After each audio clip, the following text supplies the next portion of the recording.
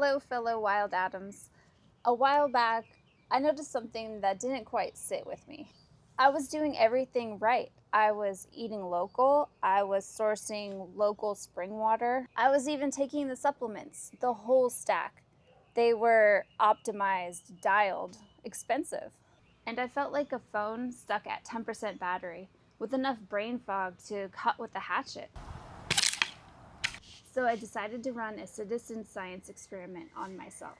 I tested this for 30 days straight. I put down the supplements, I stopped optimizing my meals, and every single morning I walked outside within 30 minutes of waking. I walked outside and let that raw sunrise hit me on my bare eyes and skin.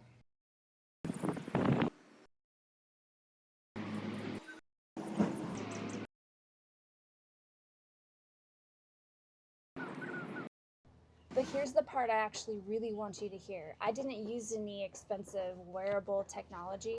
I went full lower tech. 3 manual tests every morning, same time, logged by hand. The finger tap test. Hand flat on a surface. Tap your index finger as fast as you can for 10 seconds. This measures your neuromuscular speed, the raw throughput of your central nervous system. The orthostatic heart rate. Measure your pulse lying flat for 2 minutes. Stand perfectly still. Measure again in 2 minutes. A spike of more than 30 beats per minute, that's your body telling you that you're running on empty. Your adrenals are already compensating before you even touched your coffee. Hand grip strength test. Elbow at 90 degrees, squeeze a hand dynamometer. A drop of more than 5 to 10% of your normal baseline is a dead giveaway of incomplete recovery. Your body conserves grip like a hiker rationing water. When you're running low on water, your hand strength is the first thing that goes.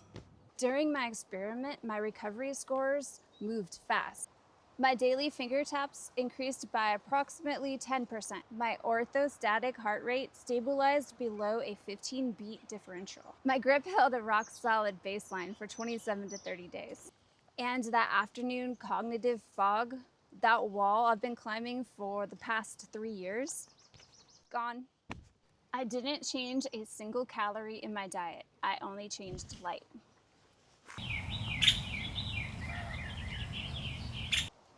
But that result cracked open a question that I couldn't shake. Why are we exhausted in the first place?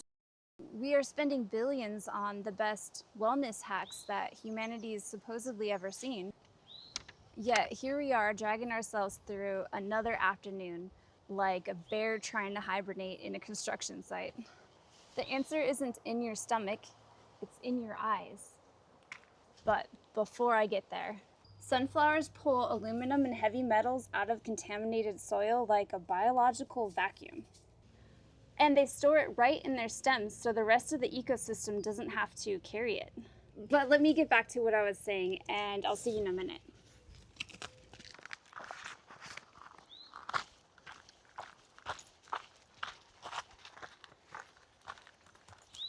Yet here's the controversial truth. You can eat the most flawless, locally sourced, mineral-dense diet on this planet, and your body still can't process that if you're living in a biological blackout under blue light LED screens and bulbs.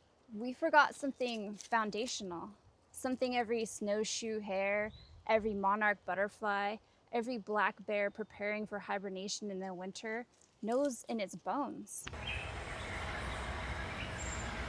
Food is just chemically stored sunlight. The photons hit a leaf, that leaf runs photosynthesis, a biological solar pump. That captured light energy moves up the food chain.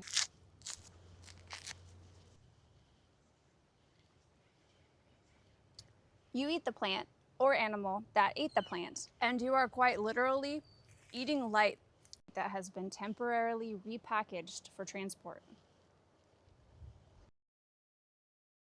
But here's the catch, and this is the part that had me just staring at the clouds. Your cells need a specific light signal to unlock that stored energy. Without that specific handshake kind of signal from the sun, your mitochondria are essentially trying to run a supercomputer off of a battery that just won't hold its charge. Most wellness culture skips this entirely. We focus on the food, the supplements, the cold plunges, and somehow forgot to check to see if the operating system was even running. So what is this operating system and where does it actually run in your body? What most people don't realize about sunrise is that it's not the same light as noon. It's not just less bright, it's a fundamentally different data stream. When the sun is low on the horizon, it has to travel through 38 times more atmosphere than it does have to at midday.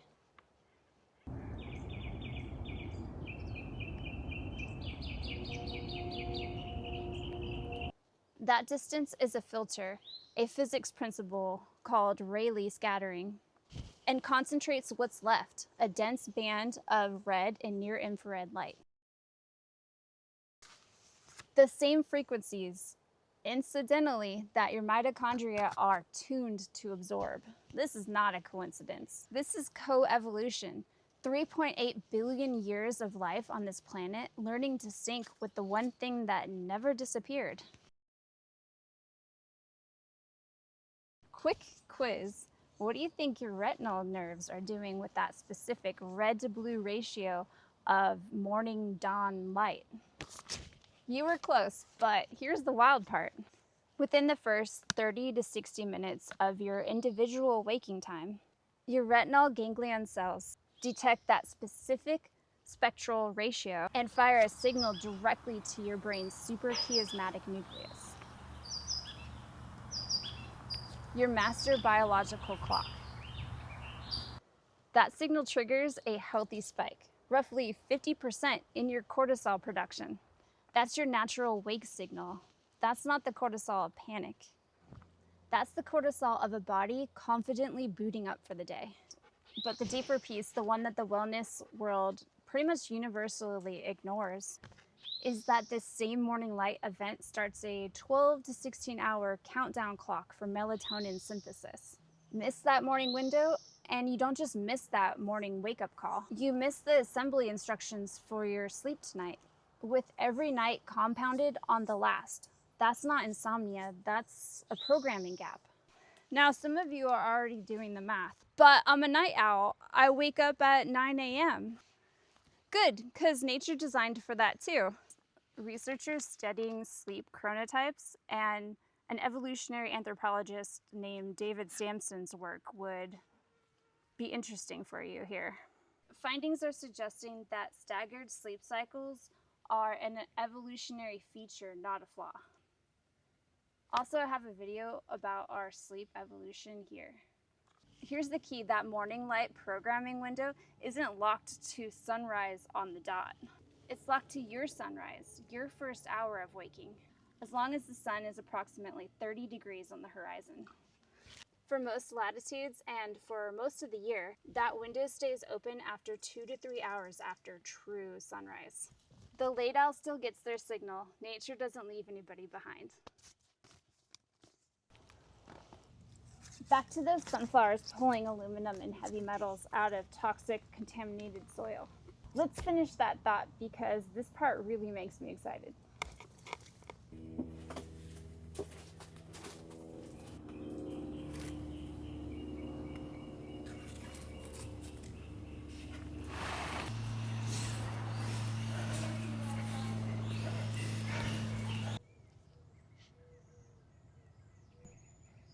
This process is called phytoremediation. Certain plants, like sunflower, Indian mustard, alpine pennycress, use their roots and their vascular networks to pull up heavy metal toxins up out of the soil and help store it into their plant matter. They translocate the metal into their own stems, leaves, flowers, seeds, so the rest of the ecosystem doesn't have to deal with it. Pulling the poisons out of the soil and into their tissues, allowing the plant to later be harvested and thrown away in the trash. where those metals are sequestered within. Heavy metals are kind of soil ghosts, invisible, persistent, yet impossible to ignore once you know that they're there. What's cool is that nature's system didn't require a patent or a grant or a special conference. It required a root, some light, and millions of years of practice.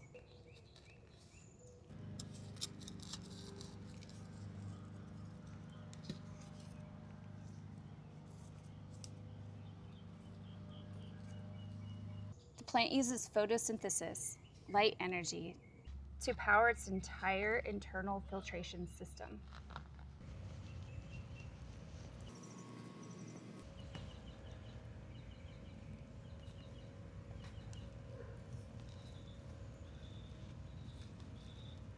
In another system, we find that light is the engine, and it always has been.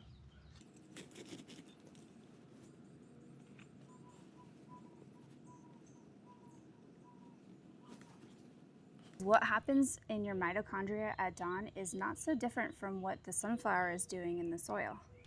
Hey, quick quiz. What do you think sunlight actually does when it hits the water inside of your cells?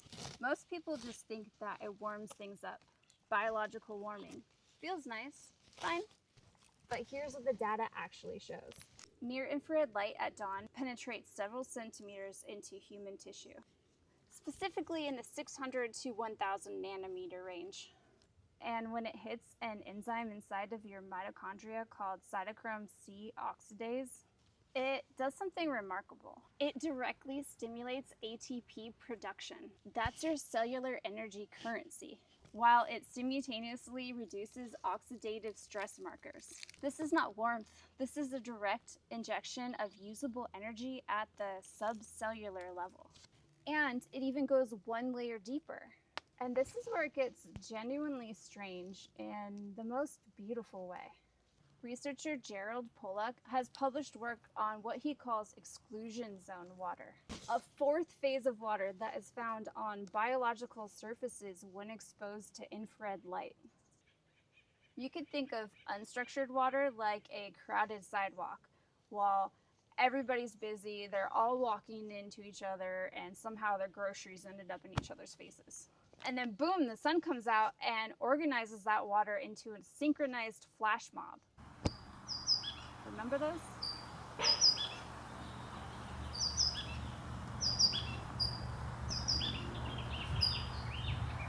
Ordered, coherent, electrically separated. Positive charge on one side, negative on the other. Your cells then become a subatomic battery, and that dawn light is what throws the switch. This is why you feel that surge to step out into the morning air. Not mood, not nostalgia, physics. Your internal battery is finding its charger. Living under static LED screens, which produce zero meaningful infrared, and a jagged, unnatural spike in the blue spectrum, is the equivalent of trying to charge that battery with the wrong cable. Okay, so you already knew the problem. You already knew it before you pressed play today. Now here's the part that nobody tells you. You don't need to buy anything to fix it. You are definitely not a bystander in this system. You are not a biohacker waiting for the next expensive tool. You are the solution, and you were built for this. So tomorrow morning, before you pick up that LED lit phone, before you optimize your morning stack, just walk outside. Within the first hour or two of your waking. Doesn't matter if it's 5 a.m. or 9 a.m. Just find open sky.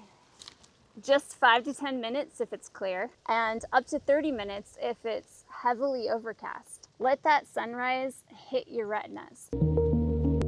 No sunglasses for this window. Let it touch your skin. Breathe something that didn't come from an HVAC filter. You're not doing a biohack. You're returning a signal.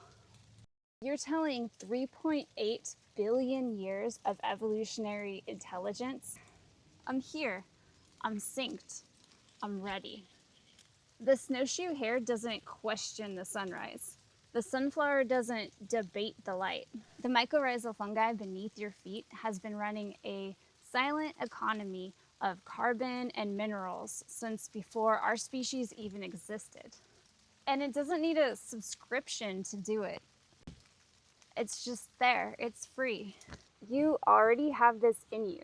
Your cells already know the frequency. Your atoms already remember the grid. We're not separate from this wild world.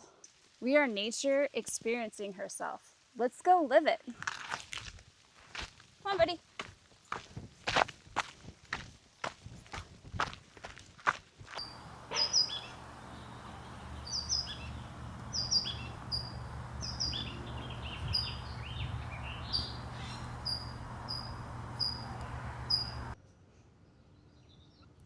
So bright.